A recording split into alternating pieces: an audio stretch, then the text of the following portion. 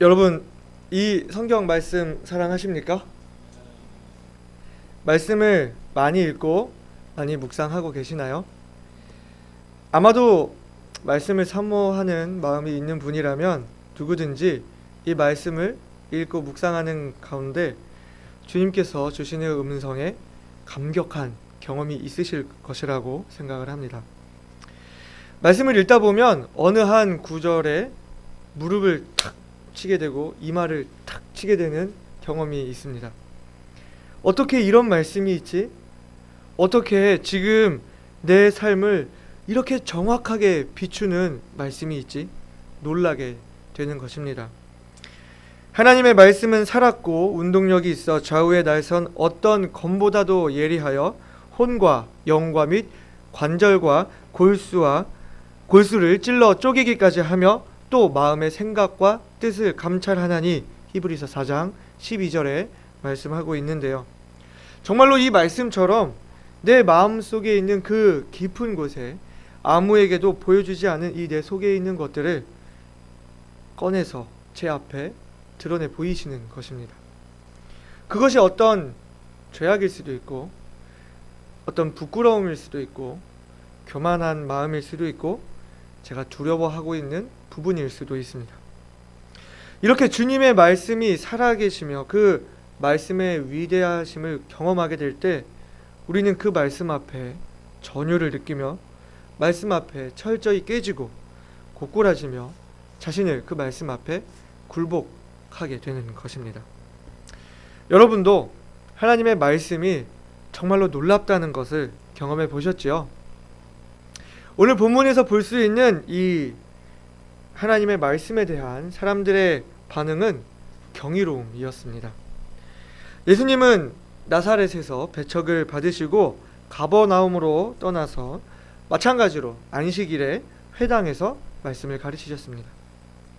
그 회당에 귀신 들린 사람이 있었는데 예수님께서 그 귀신 들린 자를 꾸짖어 말씀하셨을 때에 그 귀신이 주님 말씀에 굴복하고 떠나게 되었습니다.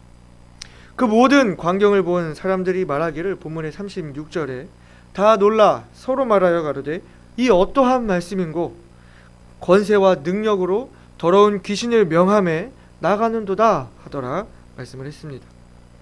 주님 말씀의 그 권위와 말씀의 능력이 살아서 실제로 역사하는 것을 보았을 때에 그 권세와 능력 있는 말씀에 놀라지 않을 수 없었던 것입니다.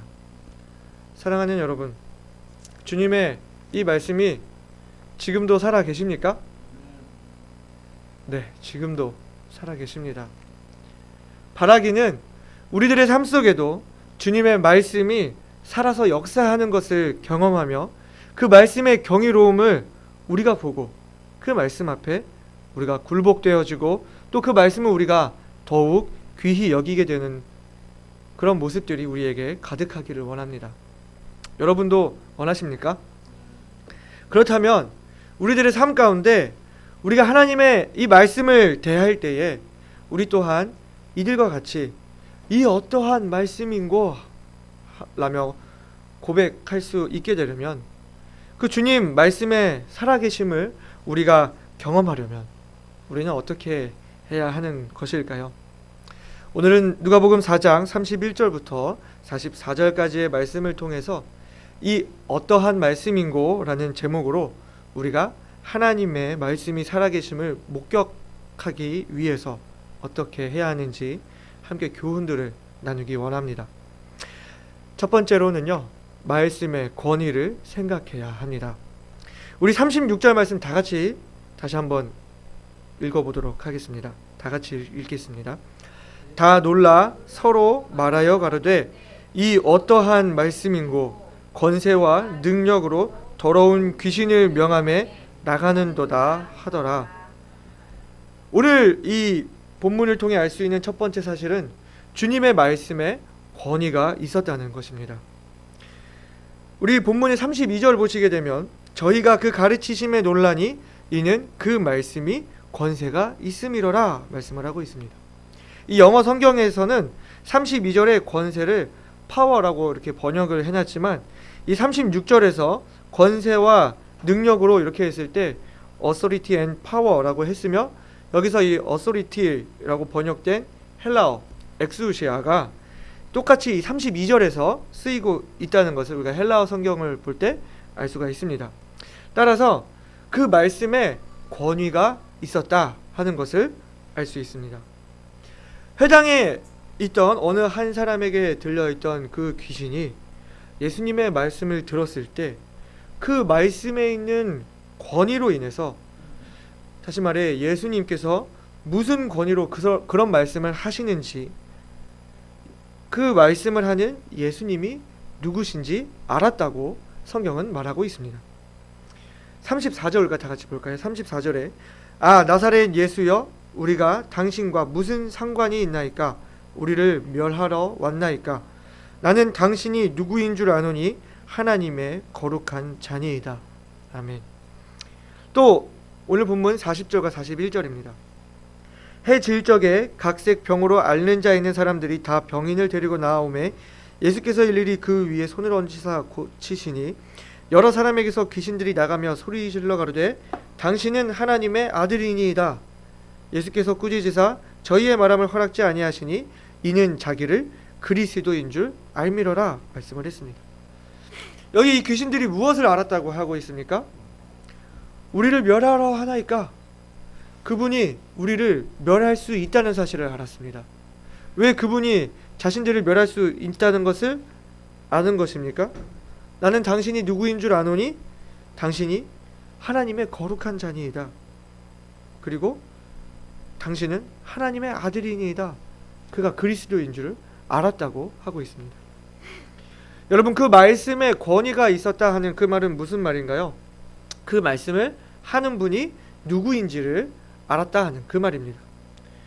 여러분, 우리 사회에 공권력이라는 말이 있습니다. 길을 가다가 운전을 할 때 차선을 변경하기 위해서 깜빡이를 켜면 사람들이 어떻게 하나요? 더 달라붙습니다.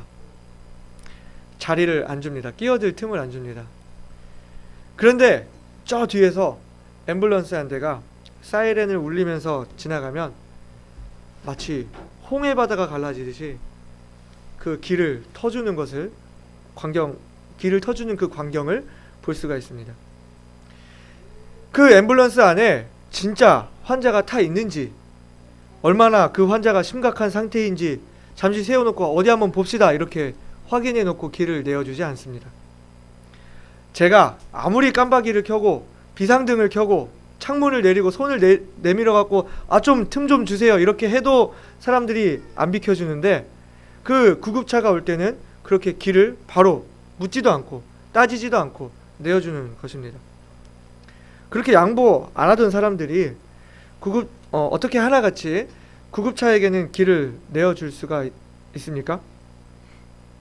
구급차니까요. 그것이 구급차가 가지고 있는 공권력입니다. 다른 이야기를 더 해볼까요?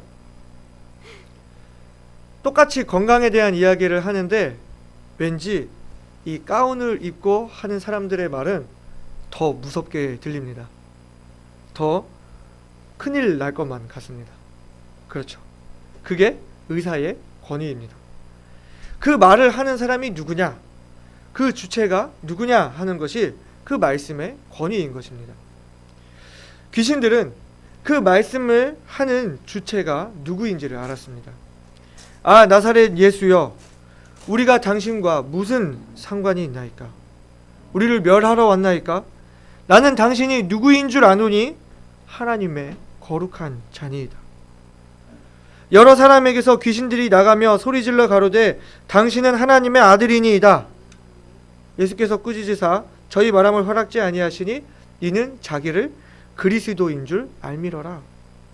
회당에서 말씀하시는 그 예수님이 하나님의 거룩한 자, 하나님의 아들 그리스도라는 것을 알았습니다.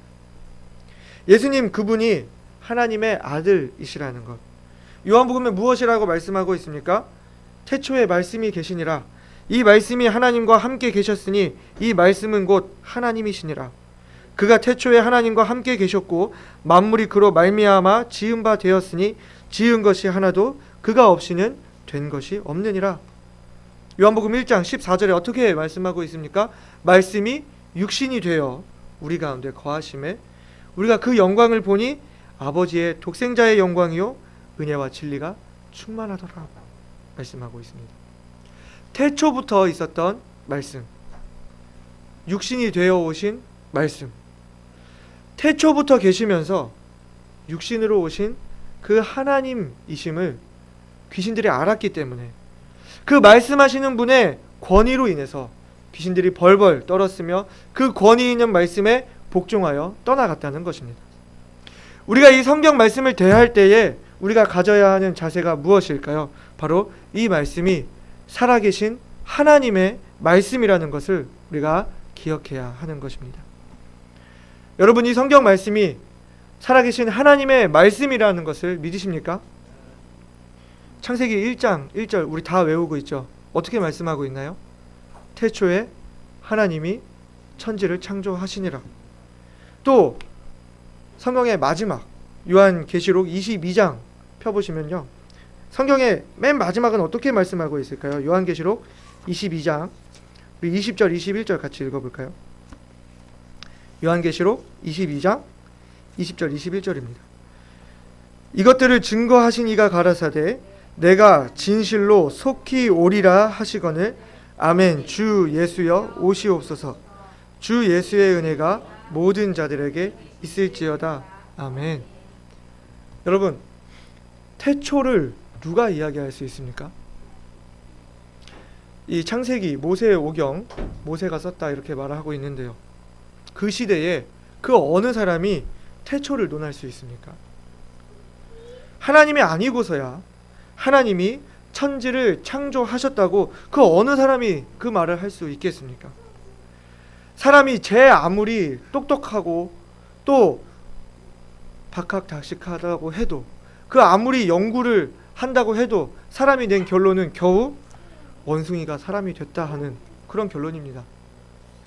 원숭이를 원숭이대로, 새를 그 종류대로, 땅에 기는 것, 물에 다니는 것, 하늘에 다니는 것 다 각기 그 종류대로 지으셨다. 사람을 자기 형상대로 지으셨다고 말할 수 있는 분 누구십니까? 그것이 사람의 권위로 할 수 있는 이야기입니까? 계시록 마지막 우리가 읽었는데요, 내가 진실로 속히 오리라. 어느 사람이 그만한 권위를 가지고 이 말을 할 수가 있습니까? 성경은 처음부터 마지막까지 하나님께서 하나님의 권위로 우리에게 자신을 보여주시는 살아있는 말씀입니다. 우리가 성경을 대할 때 그냥 소설책을 읽듯이, 자기 개발 서적을 읽듯이 그렇게 대할 수 없다는 것입니다. 이것이 살아계신 하나님의 말씀이라는 것을 기억하고 그 하나님의 권위 앞에 복종하며 읽어야 하는 것입니다.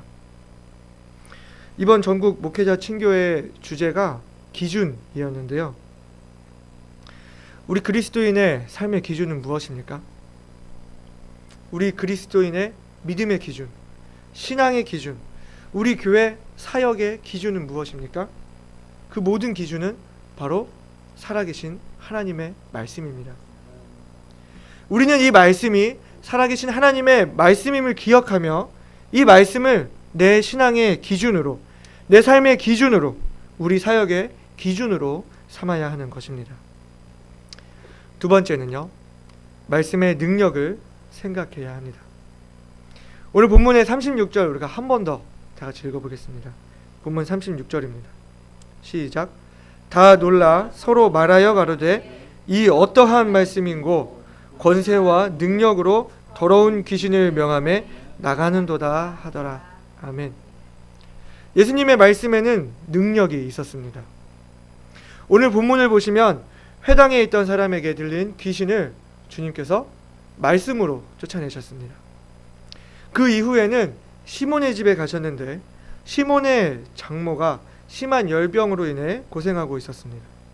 39절에 뭐라고 기록되어 있습니까? 예수께서 가까이 서서 열병을 꾸짖으신데 병이 떠나고 여자가 곧 일어나 저희에게 수종드니라. 예수님께서 병을 말씀으로 꾸짖으셨는데 병이 떠났다 말씀하시는 것입니다. 예수님의 그 말씀에 귀신을 쫓는 능력이, 병을 고치는 능력이, 사람을 변화시키는 능력이 있었던 것을 보게 됩니다. 여러분, 하나님은 세상을 말씀으로 지으셨습니다. 누가복음 7장에는 병든 하인을 둔 백부장이 나옵니다. 백부장이 예수님께 찾아와서 자기 하인을 고쳐주시기를 예수님께 구하면서 말하기를, 내가 주께 나아가기도 감당치 못할 줄을 알았나이다. 말씀만 하사 내 하인을 낫게 하소서. 저도 남의 수하에 든 사람이요 제 아래에도 군병이 있으니 이더러 가라 하면 가고 저더러 오라 하면 오고 제 종더러 이것을 하라 하면 하나이다. 뭐라고 말씀했습니까? 말씀만 하사 내 종을 낫게 하옵소서. 말씀만 하사. 백부장은 그 예수님의 말씀에 능력이 있다는 것을 믿었던 것입니다. 우리가 주님의 말씀을 대할 때 우리가 믿어야 할 것은 주님의 말씀에 능력이 있다는 것입니다. 친교회에 가면요, 그곳에서 이루어지는 설교와 또 강의들, 여러 가지 그 프로그램들도 좋지만 무엇보다 좋은 것은 그 하나님의 사람들, 귀한 동역자들과 함께 간증을 나누고 서로 교제할 수 있는 그 시간이 정말로 유익합니다. 구원받은 이야기, 그리고 자신이 하나님의 종으로 부르심을 입게 된 소명에 대한 간증들을 나누면서 서로 격려하는 그 시간이 아주 귀합니다.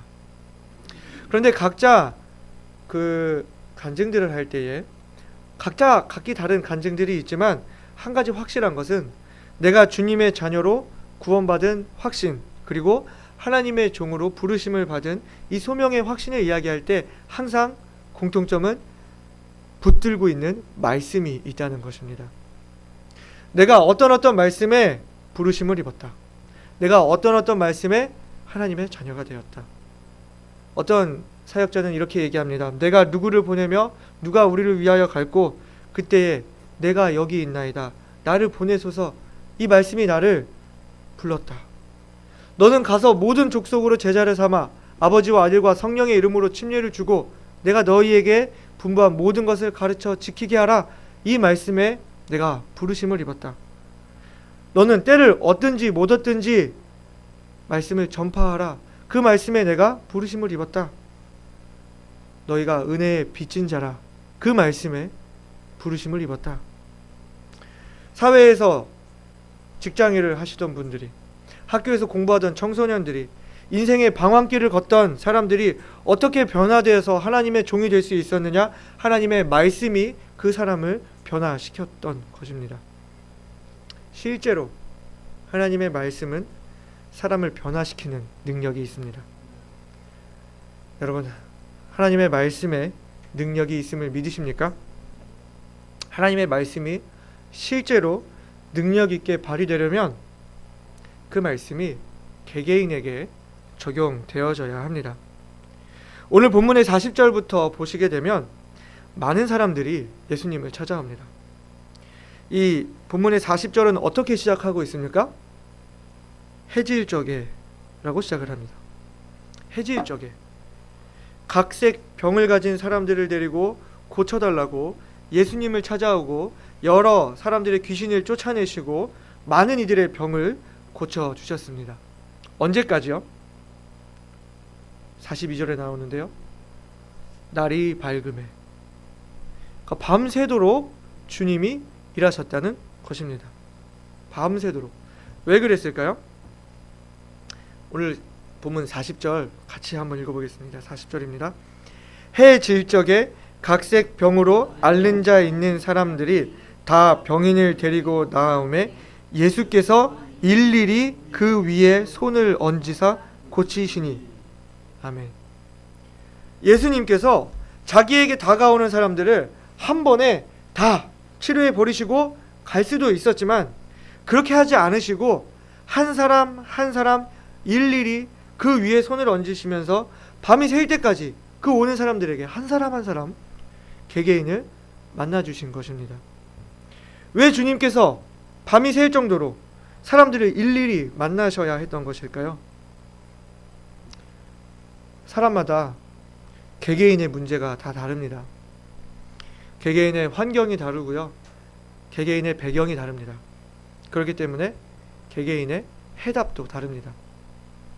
아까도 제가 말씀을 드렸지만 사역자들과 간증을 나누면서 저마다 다른 삶의 이야기, 그리고 저마다 다른 구원의 확신을 준 말씀, 저마다 다른 소명의 확신을 가진 말씀이 다 저마다 달랐다는 것을 제가 말씀을 드렸습니다. 그 개개인의 삶들이 다르기 때문에 하나님은 그 개개인에게 맞는 말씀으로 우리를 변화시키신 것입니다. 그렇기 때문에 우리는 하나님의 말씀을 대할 때 그 말씀을 내 개인에게 적용을 해야 됩니다. 하나님이 나에게 주시는 변화를 기대해야 합니다. 내가 개인적으로 그 말씀을 내 삶 속에 경험을 해야 합니다. 주님께서 주시는 말씀이 바로 나에게 주시는 말씀이라는 것을 기억해야 합니다. 각 사람을 따로 모두 사랑하시는 주님을 찬양합니다. 세 번째는요, 말씀의 동기를 생각해야 합니다. 밤이 새도록 사람들을 만나시고 예수님은 평소와 같이 이 날이 밝을 그 시각에 하나님과 아버지와 개인적인 시간을 위해서 한적한 곳으로 가셨습니다. 그러나 가버나움에 있는 많은 사람들이 예수님이 떠나시는 것을 원치 않고 예수님을 자기들 곁에 두려고 했습니다. 그러나 예수님께서는 여기에만 있을 수 없고 다른 동네로 가셔야 하는 것을 말씀하시면서 예수님의 그 말씀 사역의 동기를 말씀해 주시는 것을 보게 됩니다. 본문의 43절입니다. 예수께서 이르시되 내가 다른 동네에서도 하나님의 나라 복음을 전하여야 하리니 나는 이 일로 보내심을 입었노라 하시고, 예수님께서 전하시는 그 말씀은 바로 하나님 나라의 복음이었습니다. 우리가 주일에 배우고 있지만 하나님 나라, 바로 하나님의 통치가 임하는 곳, 하나님의 주권이 임하는 곳이 바로 하나님의 나라인 것을 우리가 알고 있습니다. 이 땅에 하나님의 통치가 임하도록, 이 땅에서 많은 사람들이 주님께 돌아오고 하나님의 자녀가 되며 천국에 갈 뿐만 아니라 이 땅에서 천국을 누리면서 하나님의 통치 가운데 살게 하기 위해서 주님은 이 일로 보내심을 입었노라고 말씀하셨습니다. 주님의 말씀에 권위가 있었다는 것을 제가 말씀을 했는데요. 우리가 권위에 대해서 생각을 해보게 될 때 권위는 내가 스스로 갖는 것이 아니라 권위는 주어지는 것이라는 걸 생각해 볼 수가 있습니다. 나라의 대통령에게 국정에 대한 일을 할 수 있도록 권위를 위임했습니다. 국민의 생명과 재산을 보호하기 위해서 우리가 경찰에게 공권력을 허락하고 권위를 준 것입니다. 그렇기 때문에 모든 권위에는 그 권위를 주게 된 목적이 있으며 또 권위를 준 주체가 있습니다. 예수님의 말씀에 권위가 있다 이렇게 말을 했을 때 예수님께 주어진 권위는 사람들을 고치고 구원하고 이 땅에서 천국을 누리게 하는 그 하나님 나라의 복음, 그 복음을 위해서 아버지께서 주신 권위였다는 것을 생각해 보게 되는 것입니다. 그것이 예수님의 말씀 사역의 동기였으며 목적이었습니다. 그리고 다른 말로 표현을 하면 그것이 주님의 진심이었습니다. 우리가 주님의 말씀을 대할 때에 우리가 기억해야 할 것은 하나님께서 나를 향해 주시는 말씀, 그 말씀 안에 있는 주님의 동기, 주님의 진심을 헤아려야 한다는 것입니다. 상대방의 말 속에 숨겨져 있는 진심을 알 때에 우리가 소통할 수 있습니다. 저는 아직도 저희 어머니에게 잔소리를 듣습니다. 제가 귀찮아하면 저희 어머니가 저에게 하시는 말씀이 있어요. 지금은 잔소리 같아도 지금은 듣기 싫어도 나중에 이렇게 말해주는 어머니가 그리울 날이 올 것이다 하는 말입니다. 정말로 지금은 제가 싫고 귀찮고 잔소리 같아도 그때 어머니 말씀이 그립게 될 날이 올 것입니다. 왜 그렇습니까? 그 누구보다 저를 사랑하시고 그 누구보다 나를 위해서 하신 진심 가득한 말들이었기 때문일 것입니다. 많은 사람들이 잔소리 해주던 사람들이 떠나고 나서야 그 말들이 내게 귀한 말이었음을 깨닫고 후회하곤 합니다. 중요한 것은 나중에 가서 그때 가서 후회하지 말고 지금 그 진심을 헤아려야 한다는 것입니다. 또한 우리가 사람을 사귈 때, 사람과 관계를 맺을 때 언제 깊은 관계를 맺을 수 있게 됩니까? 진심이 통할 때, 나를 향한 상대방의 진심을 알게 될 때 정말 깊은 관계를 그때서부터 가질 수 있습니다. 누가복음 24장에서 예수님의 죽으심 이후에 엠마오로 가던 두 제자에게 예수님께서 찾아오셔서 그들에게 말씀을 해주신 사건이 있습니다. 우리 누가복음 24장 가볼까요? 누가복음 24장